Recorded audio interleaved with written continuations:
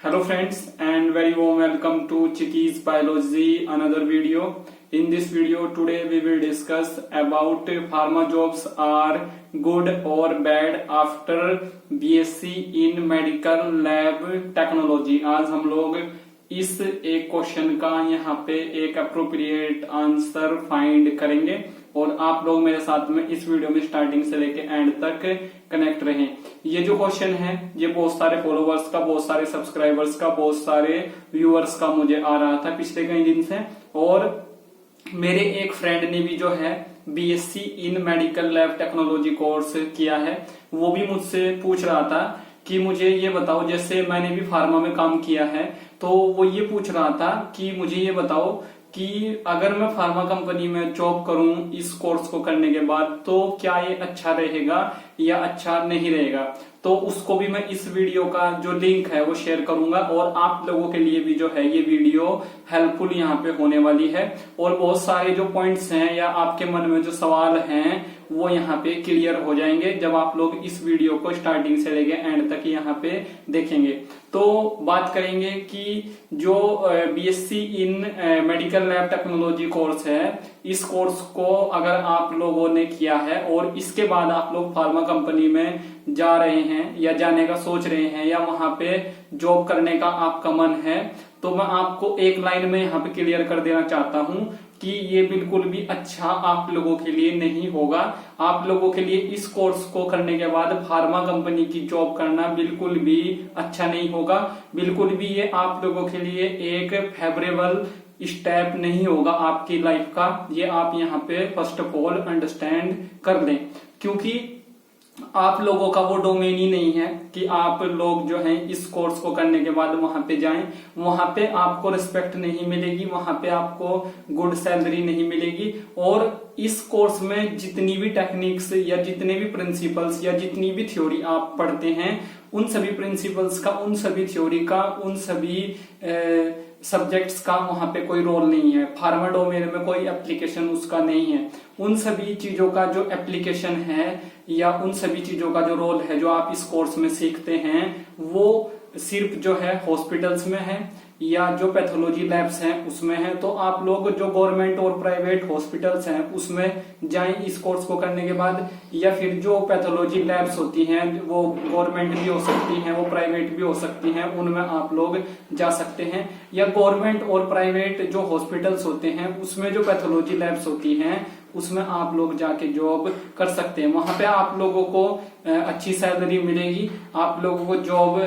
Satisfaction मिलेगा, आप लोगों को प्रमोशन मिलेगा, तो वो आपका डोमेन है, इसलिए वहां पे आपको ये सभी चीजें मिलेंगी। बट अगर आप लोग फार्मा जॉब्स में जाने का सोच रहे हैं इस कोर्स को करने के बाद, तो वहां पे ना तो आपका कोई एक डोमेन वहां पे जो है क्लियर है कि आप जाके कहाँ पे जॉब करेंगे, और नहीं जो है आपके लिए वहां पे कोई डिपार्टमेंट है जिस डिपार्टमेंट में आप जाके वहां पे जो आपने अपने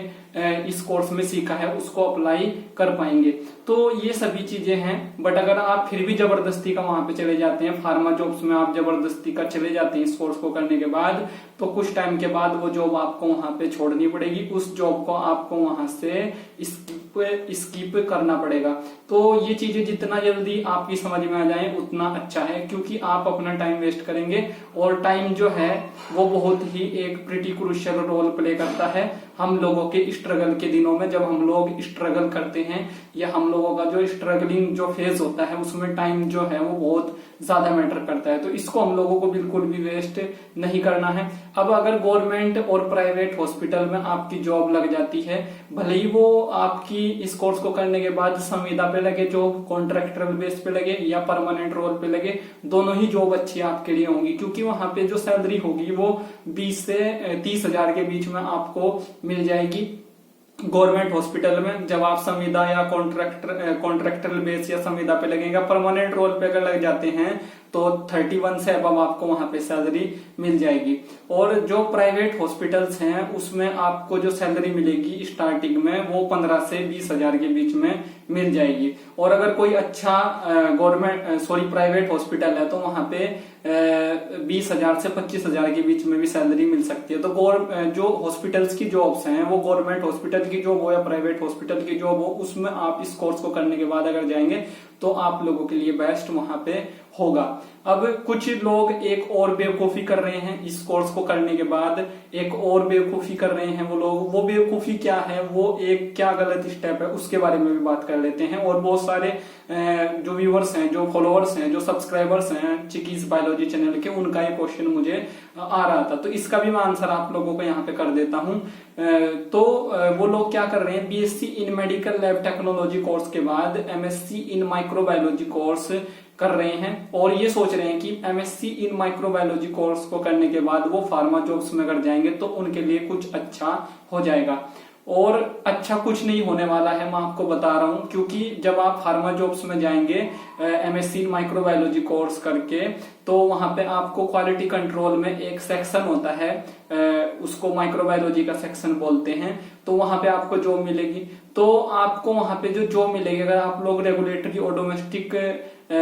प्लांट में जाते हैं फार्मा के, या फार्मा कंपनी में जाते हैं, डोमेस्टिक और रेगुलेटरी फार्मा कंपनी में जाते हैं, तो वहां पे जो आप लोगों को सैलरी मिलेगी वो आप लोगों को 7,000 से लेके 12,000 के बीच में पर मंथ वहां पे मिलेगी। तो ये तो और गलत आप लोगों के लिए हो जाएगा, क्योंकि एमएससी में आप बहुत सारा पैसा खर्च करेंगे और फिर आप वहां पे जाएंगे फार्मा जॉब्स में, वहां पे सैलरी अच्छी नहीं मिलेगी, तो फिर आप जो है वहां पे फंस जाएंगे और फिर आप उस जॉब को छोड़ेंगे, तो वो और आप लोगों के लिए वहां पे डबल गलत एक तरह से हो जाएगा। तो ये सभी चीजें बिल्कुल नहीं करनी है, अपने डोमेन में रहना है, उस जगह पे रह के काम करना है जहां पे आपका रियल डोमेन है। गलत जगह पे जाके काम नहीं करना है, क्योंकि लौट के फिर वहीं आना पड़ेगा जहां से आप लोग गए थे। तो गलत से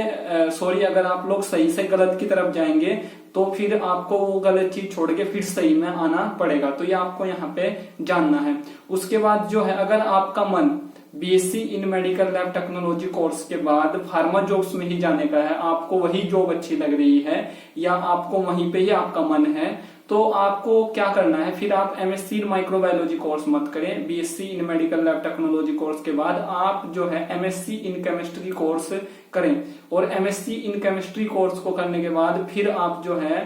फार्मा जॉब्स में जाएं, तो आप लोगों के लिए बेटर होगा। और एमएससी इन माइक्रोबायोलॉजी कोर्स को करने के बाद जब आप लोग जा रहे थे, उससे तो कई गुना अच्छा आपके लिए हो सकता है एमएससी इन केमिस्ट्री कोर्स को करने के बाद अगर आप लोग जाते हैं। तो एमएससी इन केमिस्ट्री कोर्स को करने के बाद भी आप लोगों को वहां पे